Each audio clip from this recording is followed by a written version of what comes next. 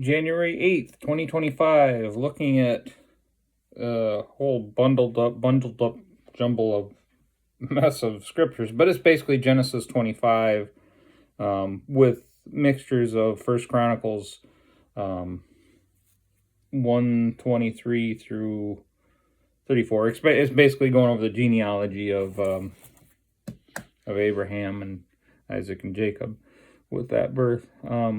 So what stuck out that Abraham married at like after 137. We know that he was 137 years old based on previous scriptures that we just read.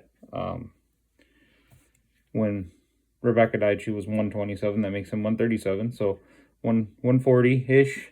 And he had 6 more kids. The blessing of the Lord is potent. That's the way I get that. When the Lord blesses, there's side blessings that come with that.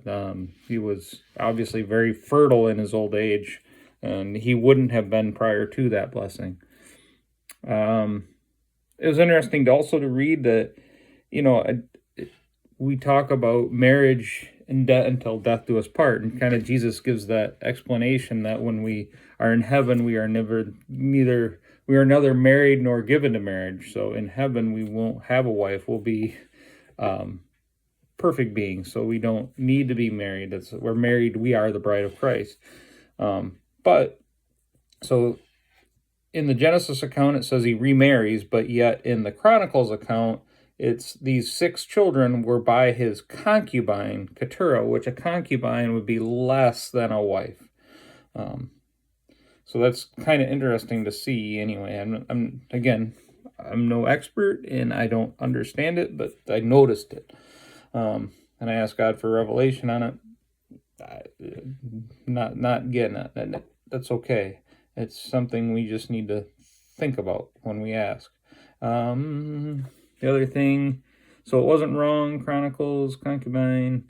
And then we get into the Ishmael, the 12 tribes, and they were hostile to their relatives, open hostility. And again, I believe that Ishmael is kind of the father of the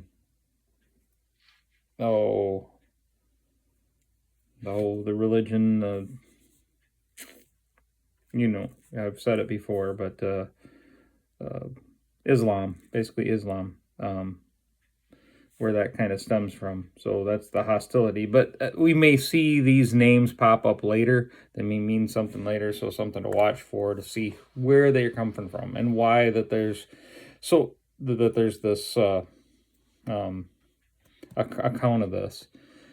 Then we get into the births of Jacob and Esau, which there's a lot of symbolism in there and a lot of things we know from there. We know that Jacob ends up being being Israel, and we know that there's battles and that's all coming, but there's all this symbolism. This is explaining. Remember, this isn't just an account of writing of what's happening. This is the explanation of God through Moses in Moses' time, many years down the road. This is an explanation of why things happen the way they happen. So we need to kind of read that and look at that in this light. One nation will be stronger than the other. The older son will serve the younger. Jacob grasped at Esau's heel, and we'll kind of get into that symbolism a little bit later, I believe.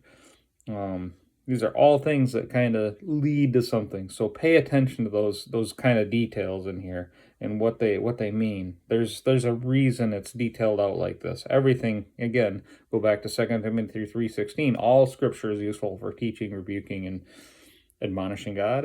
I'm not saying that right, but I know that's what that means. Then we get into Isaac and Ishmael bearing